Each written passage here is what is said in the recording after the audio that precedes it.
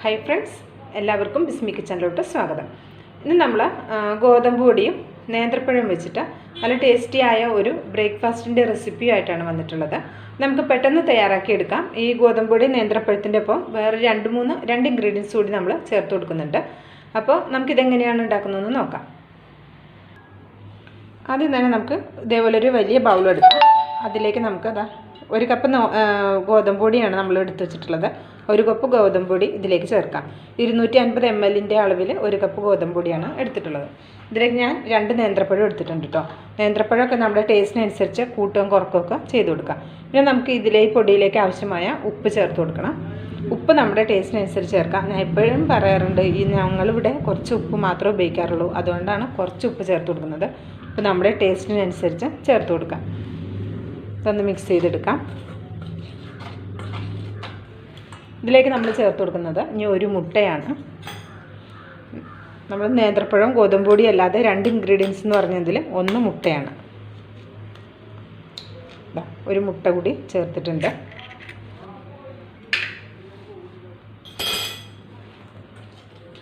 നന്നായിട്ടൊന്ന് മിക്സ് ചെയ്യാം.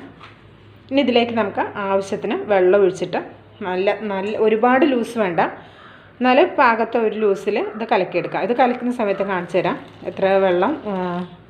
എത്ര നമുക്ക് ലൂസ് വേണമെന്നുള്ളത്. ഇത് പെട്ടെന്ന് മിക്സ് ചെയ്യാനാണെങ്കിൽ ഒരു മിക്സിയുടെ ജാറിലേക്ക് ആദ്യം കുറച്ച് വെള്ളം ഒഴിച്ചിട്ട് ഒരു കപ്പ് പൊടിക്ക് ഒരു 1/4 കപ്പോളം വെള്ളം വേണ്ടി വരും. വെള്ളം നമ്മൾ ഓരോ പൊടിയുടെ അളവിനനുസരിച്ചിട്ട് ചേർത്ത് കൊടുക്കാം. ആദ്യം വെള്ളം ഒഴിച്ചിട്ട് പിന്നെ അതിലേക്ക് മുട്ടയും ഗോതമ്പ് പൊടി ഉപ്പിട്ടിട്ട് മിക്സിയിലൊന്ന് അടിച്ചെടുത്താൽ നമുക്ക് പെട്ടെന്ന് ആയി കിട്ടും.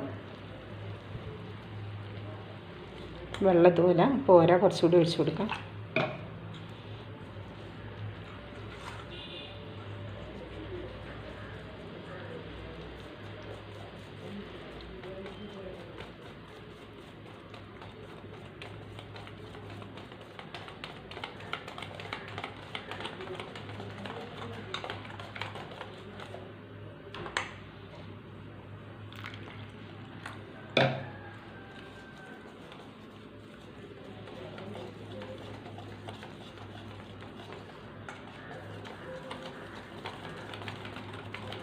അപ്പോൾ അതാണ് നമ്മൾ നന്നായിട്ട് മിക്സ് ചെയ്തെടുത്തിട്ടുണ്ട്.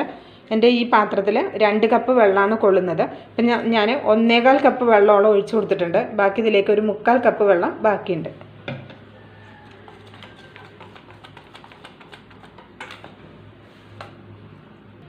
നമ്മളിത് നന്നായിട്ട് മിക്സ് ചെയ്തെടുത്തിട്ടുണ്ട്. ഇനി നമുക്കിതിവിടെ മാറ്റി വയ്ക്കാം. ഇനി നമുക്ക് നമ്മുടെ നേന്ത്രപ്പഴം ഒന്ന് ചെറുതായിട്ട് ഗ്രേറ്റ് ചെയ്തെടുക്കണം. അതിനായിട്ട് ഒരു പ്ലേറ്റ് എടുത്ത് വെച്ചിട്ടുണ്ട്. അതിലേക്ക് നമുക്ക് നേന്ത്രപ്പഴത്തിൻ്റെ തോല് കളഞ്ഞെടുക്കാം. ഇത് അത്യാവശ്യം നല്ല പഴുത്ത പഴമാണ്.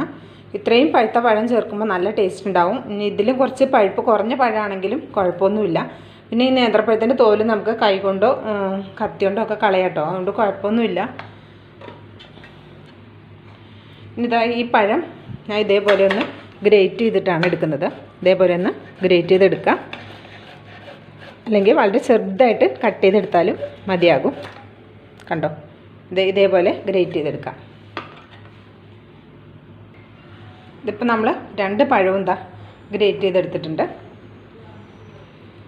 നല്ല പഴുത്ത പഴമാണെങ്കിൽ നമുക്ക് കുറച്ചൊരു ബുദ്ധിമുട്ടുണ്ടാവും കേട്ടോ ഗ്രേറ്റ് ചെയ്തെടുക്കാൻ.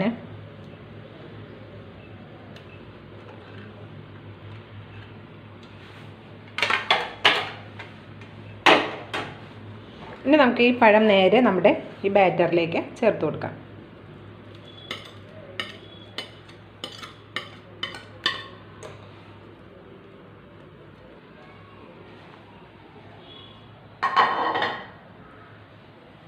ഇനി നമ്മൾ ഇതിലേക്ക് ചേർത്ത് കൊടുക്കുന്ന രണ്ടാമത്തെ ഇൻഗ്രീഡിയൻസ് ഇതാണ്, തേങ്ങയാണ്. ഇത് നമ്മൾ ഒരു അരമുറി തേങ്ങയാണ്. ഇതൊരു 1/4 കപ്പിനേലും 1 ടേബിൾ സ്പൂൺ അധികമുണ്ട് ഈ തേങ്ങ. അതായത് ഒരു അരമുറി തേങ്ങ, അത് നമുക്കിതിലേക്ക് ചേർക്കാം. ഇതിവിടെ ചേർത്തിട്ട് നന്നായിട്ടൊന്ന് മിക്സ് ചെയ്തെടുക്കാം. ഇങ്ങനെ മിക്സ് ചെയ്യുന്ന സമയത്ത് ഇപ്പോൾ കുറച്ച് ലൂസല്ല, കുറച്ച് ടൈറ്റാണെന്ന് തോന്നുകയാണെങ്കിൽ ഒരല്പം കൂടി വെള്ളം ചേർത്ത് കൊടുക്കാവുന്നതാണ്.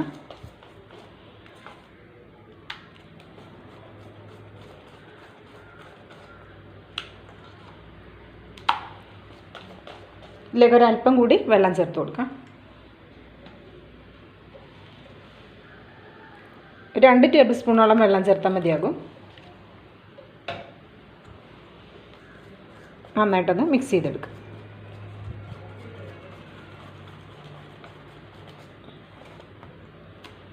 ഇത്രയും മതിയാകും.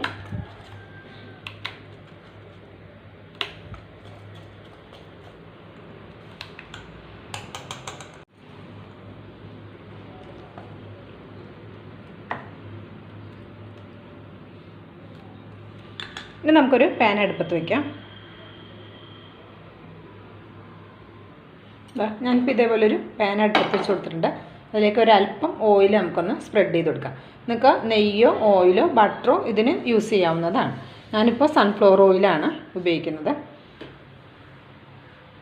പിന്നെ നമ്മളിവിടെ ഉണ്ടാക്കി വെച്ച ബാറ്റർ ഓരോ തവി എടുത്തിട്ട് നമുക്കിത് ചെറുതായിട്ട് വേണമെങ്കിൽ ഉണ്ടാക്കാം, വലുതായിട്ട് ഉണ്ടാക്കാം. അതൊക്കെ നമ്മുടെ ടേസ്റ്റിനനുസരിച്ച് നമുക്ക് ഉണ്ടാക്കിയെടുക്കാം.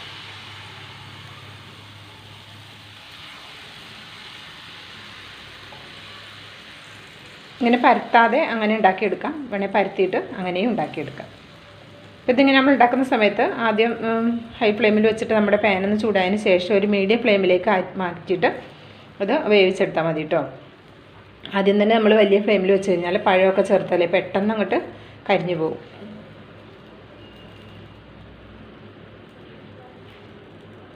നമുക്ക് എത്ര വലുപ്പം വേണം അതിനനുസരിച്ച് മാക്സിമം നമുക്ക് വലുതാക്കി പരത്തിയെടുക്കാം.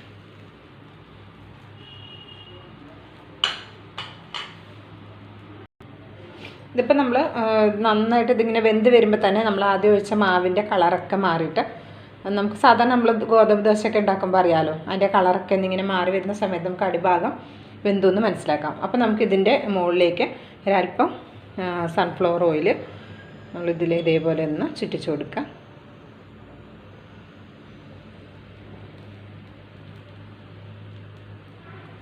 നെയ്യാക്കുമ്പോൾ കുറച്ചുകൂടി നല്ല ടേസ്റ്റ് ഉണ്ടാവും കേട്ടോ. കുട്ടികൾക്കൊക്കെ കൊടുക്കാനാണെങ്കിൽ കുറച്ച് നെയ്യ് തന്നെ ആയിരിക്കും നല്ലത്. നെയ്യ് ഇഷ്ടമല്ലെങ്കിൽ നമുക്ക് ഓയിലോ ബട്ടറോ എന്ത് വേണേലും യൂസ് ചെയ്യാം. പിന്നെ നമുക്കിതൊന്ന് മറിച്ചിടാം.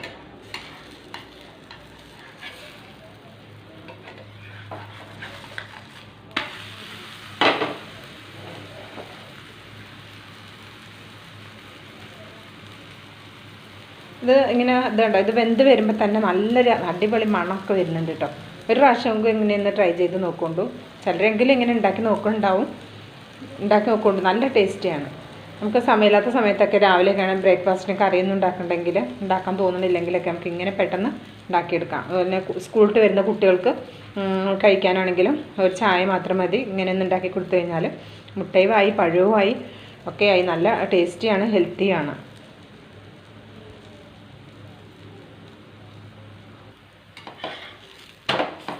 ഇതാ നമ്മുടെ അടിപൊളി ഗോതമ്പ് പൊടിയും നേന്ത്രപ്പഴവും മുട്ടയൊക്കെ ചേർത്ത് നമ്മുടെ ബ്രേക്ക്ഫാസ്റ്റ് ഇവിടെ റെഡി ആയിട്ടുണ്ട്. നമുക്കൊരു പാത്രത്തിലേക്ക് മാറ്റി കൊടുക്കാം.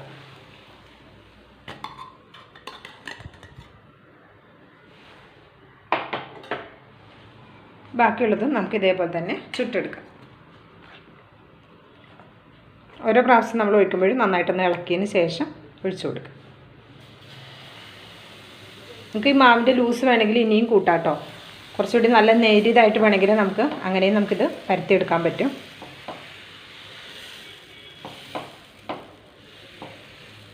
ഇനി ഇതിലേക്ക് നട്ട്സുകളൊക്കെ ഉണ്ട് വേണമെങ്കിൽ ചേർക്കണമെന്നുണ്ടെങ്കിൽ അതും ചേർക്കാം. അതൊക്കെ നമ്മുടെ ടേസ്റ്റിനനുസരിച്ച് നമുക്കിതിൽ എന്ത് മാറ്റങ്ങൾ വേണമെങ്കിലും വരുത്തിയെടുക്കാം.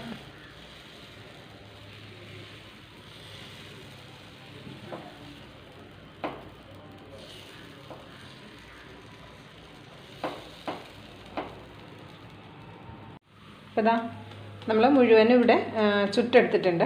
ഇനി നമുക്ക് ഫ്ലെയിം ഓഫ് ചെയ്യാം. നമ്മളെപ്പോഴും ഇത് ഉണ്ടാക്കുമ്പോൾ ഫ്ലെയിം ഒരു മീഡിയം ഫ്ലെയിമിൽ വെച്ചിട്ട് നമ്മൾ ഉണ്ടാക്കാൻ പാടുള്ളൂ, അല്ലെങ്കിൽ പെട്ടെന്ന് കരിഞ്ഞു പോകും. നല്ല മൊരിഞ്ഞിട്ട് ഇങ്ങനെ കിട്ടുമ്പോൾ നല്ല ടേസ്റ്റാണ് ഇത് കഴിക്കാനായിട്ട്. നമുക്കിതൊരു പാത്രത്തിലേക്ക് മാറ്റാം.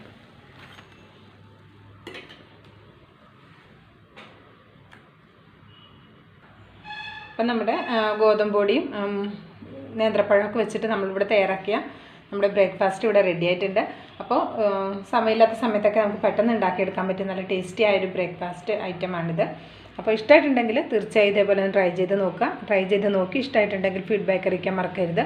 ലൈക്ക് ചെയ്യാനും ഷെയർ ചെയ്യാനും മറക്കരുത്. ബിസ്മി കിച്ചൻ എന്ന യൂട്യൂബ് ചാനൽ ഇതുവരെ സബ്സ്ക്രൈബ് ചെയ്തിട്ടില്ലെങ്കിൽ സബ്സ്ക്രൈബ് ചെയ്തോളൂ. ബെല്ലൈക്കൺ കൂടി ഒന്ന് പ്രസ് ചെയ്ത് കൊടുത്താൽ നമ്മൾ അപ്ലോഡ് ചെയ്യുന്ന വീഡിയോസിൻ്റെ നോട്ടിഫിക്കേഷനൊക്കെ ലഭിക്കുന്നതായിരിക്കും. അപ്പോൾ അടുത്തൊരു വീഡിയോയുമായി വരുന്നത് വരെ എല്ലാവർക്കും നന്ദി, നമസ്കാരം.